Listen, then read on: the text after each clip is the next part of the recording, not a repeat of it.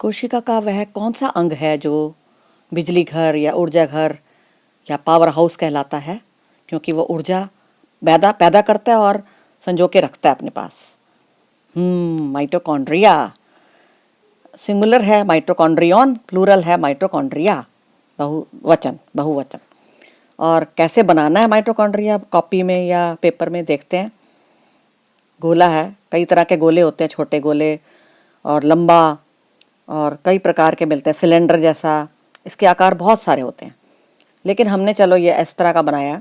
और अगर इसको कट करेंगे और इसको काट कर देखेंगे इसकी अंदर के हिस्से को कि इसके अंदर है क्या, तो हम ऐसे पाएंगे। ये चित्र बनाएंगे, ऐसे बनाएंगे बेटा। हाँ, इस तरह से ये देख रहे हैं आप, अंगुली नुमा। ये अंदर हमने डिप्रेशन सी बनाई हैं, उंगलियां सी बनाई हैं, और इसका मतलब क्षेत्रफल बढ़ा दिया हमने अंदर वाली झिल्ली का। तो दो झिल्ली हैं, बाहर झिल्ली और अंदर वाली झिल्ली। इसमें दो झिल्लियां होती हैं। उसके अलावा ये जो आपको दिख रहे हैं, ये हैं राइबोसोम। इसके अंदर पानी पानी सा होता है, इसके अंदर द्रव्य, और उस द्रव्य में पड़े होते हैं राइबोसोम। ये एक छोटा सा मैंने डीएनए भी बनाया इसमें। तो इसमें होते हैं डीएनए और राइबोसोम। ये बड़ी अलग सी कोशिका अंग है, क्योंकि इसके अंदर डीएनए और राइबोसोम मिलते हैं। हर कोशिका के अंग में नहीं मिलते, इसमें मिलते हैं। तो ये बहुत चमत्कारी कोशिका का अंग है, और ये बिजली घर कहलाता है। पादप कोशिका में भी मिलता है और जंतु कोशिका, दोनों कोशिकाओं में मिलता है। ये मैंने एक डीएनए बना दिया है। डीएनए अणु होता है एक प्रकार का, डीऑक्सीराइबोन्यूक्लिक अम्ल। क्या एक ही होगा? नहीं, अनेक हो सकते हैं, एक आध और भी बना सकते हैं। ऐसे सर्कुलर सा होता है, गोल सा होता है। और ये जो बड़े बड़े गोले से बनाए हुए हैं, ये है राइबोसोम। एक होता है, बहुत सारे राइबोसोम होते हैं, गोले गोले से, ऐसे ऐसे गोले गोले। और ये अंदर क्या पड़ा है? ये पानी पानी सा पड़ा है, द्रव्य, एक प्रकार का द्रव्य। और झिल्ली किसकी बनी होती है आपको पता है। हर प्रकार की झिल्ली जो भी कोशिका की है वो लिपिड यानी फैट यानी वसा और प्रोटीन की बनी हुई होती है। कोई भी पूछे भाई झिल्ली किसकी बनी है, तो ये दोनों चीज़ें हर झिल्ली के लिए बोलोगे आप, कोशिका की। तो ये है कटा हुआ माइटोकॉन्ड्रिया का चित्र, अंदर से कैसे नज़र आता है। इसके अंदर ये अंगुली निमा हैं, इनको क्रिस्टी बोलते हैं। ये उंगलियां जो बनी हुई हैं, ये क्रिस्टी कहलाती हैं।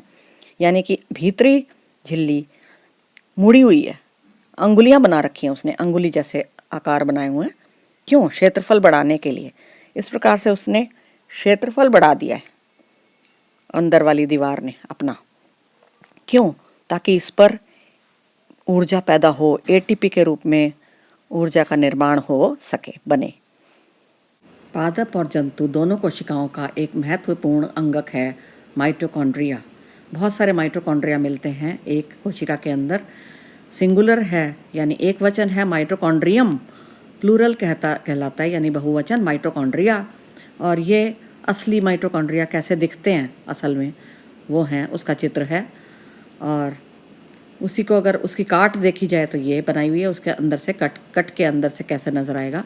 ये आप देख रहे हैं, ये एक बाहरी दीवार है और एक अंदर वाली दीवार है। और अंदर वाली दीवार में आपको वलय वलय नज़र आ रहे हैं, रिंग्स, मतलब इसके अंदर अंगुलियां सी बनी हुई हैं।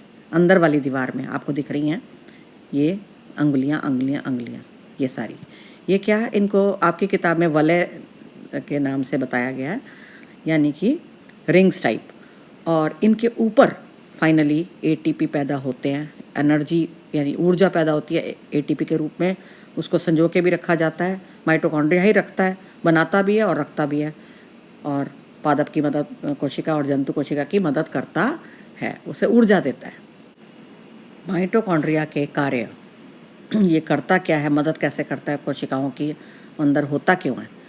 एटीपी को प्रोड्यूस करता है। एडिनोसिन ट्राइफॉस्फेट एक अणु होता है, उसको ये पैदा करता है।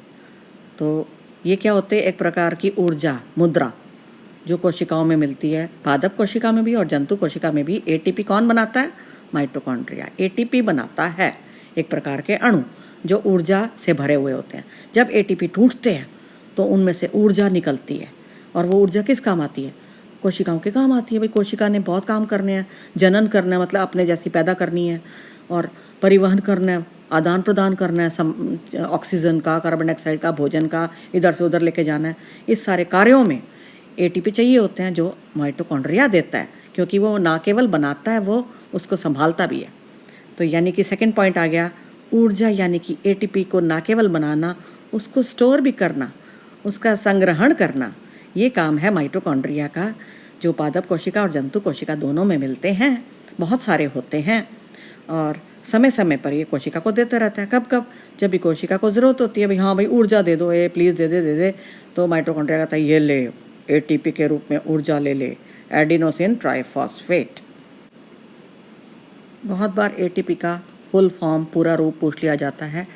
एडिनोसिन ट्राइफॉस्फेट एक प्रकार का अणु, एक मॉलिक्यूल, और ये कोशिकाओं में मिलता है, दोनों जंतु और पादप, और ये कोशिका की ऊर्जा मुद्रा कहलाता है। क्यों?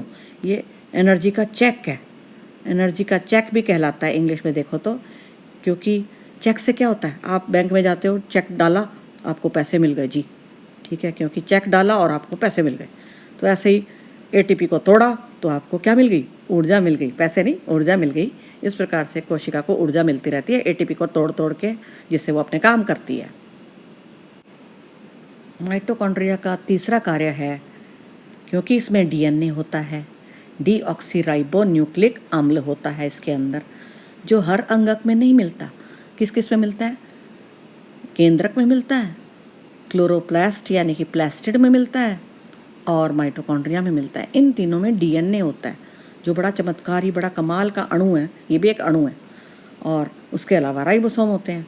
ये दोनों राइबोसोम और डीएनए मिलते हैं माइटोकॉन्ड्रिया में।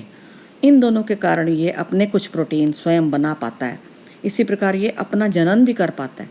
यानी अगर एक माइटोकॉन्ड्रिया से, माइटोकॉन्ड्रियम से और बनने हो, अनेक बनने हो माइटोकॉन्ड्रिया, तो वो अपने आप बना लेगा। क्यों? उसके पास डीएनए है। डीएनए के द्वारा वो अपने आप को तोड़ तोड़ के कई सारे माइटोकॉन्ड्रिया बना सकता है, जनन कर सकता है अपना। हर कोई ऐसा नहीं कर सकता, हर कोशिका का अंगक। इसके अलावा चौथा पॉइंट है कि ऊर्जा यानी कि एटीपी बनाने के कारण, उसको संजोने के कारण, इसको बिजली घर कहते हैं, वेरी इंपॉर्टेंट टर्म, और उसको ऊर्जा घर भी कहते हैं, ठीक है। Powerhouse of the cell कहा जाता है इसको, कोशिका का पावर हाउस, बिजली घर, ऊर्जा घर कहलाता है कौन? माइटोकॉन्ड्रिया, क्योंकि ये ऊर्जा बनाता है और उसको संभाल के रखता है।